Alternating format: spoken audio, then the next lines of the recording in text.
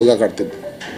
शशिकांत पाटलांनी एक असा दावा केला की ठाकरेच्या शिवसेनेला सत्तेत यायचे पण आम्ही घेत नाही आणि मागे लागून सत्तेत आले नाही तर पालिका निवडणुकीसाठी उमेदवारी मिळणार।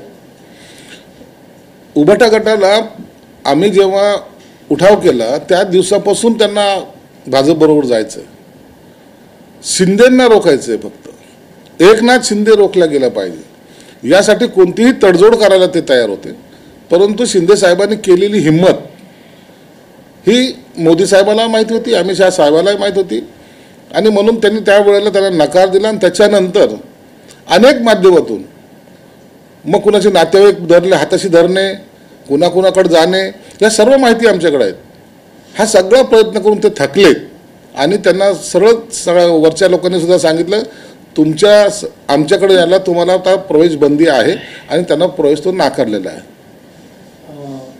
गिरीश महाजन आणि एका महिला अधिकाऱ्याच्या बद्दलची एक चर्चा झाली, त्यानंतर गिरीश महाजनने थत्ते आणि खडसे यांना कायदेशीर नोटीस पाठवलेली आणि आवाहन केले पुरावे असतील तर समोर आणण्याची कायदेशीर कारवाईला सामोरे। बरोबर आहे ना, कोणताही नेता असो, कोणत्याही पक्षाचा असो, बेछूट आरोप करणं हे काही लोकांची फॅशन झालेली आहे।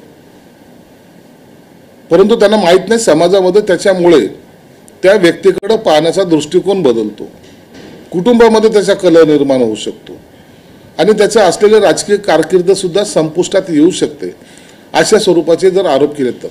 म्हणून महाजनानं केले ते एक प्रकारे योग्य केलेलं आहे। पुरावे द्या, नसक कोर्टात तुम्हाला खेचतो, हे असं केल्याशिवाय हे थांबणार नाहीये। जर आरोप असतील तर स्पष्टपणे समोर आलं पाहिजे, दाखवले पाहिजे, बोललं पाहिजे। परंतु एकदा आरोप करायचा, दुसऱ्या दिवशी गपचूप बसायचं, ही जी काही मोडस ऑपरेंडिस चालू आहे ना, ही मला वाटतं चुकीची आहे आणि राजकारणी लोकांसाठी तर फार घातक आहे।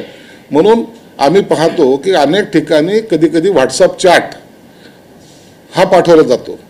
हे सगळे प्रकार जे करतात ना, बदनामीचे प्रकार, यांच्यावर सुद्धा आता गुन्हे नोंदवले पाहिजेत। उभाटा शिवसेनेच्या वतीनं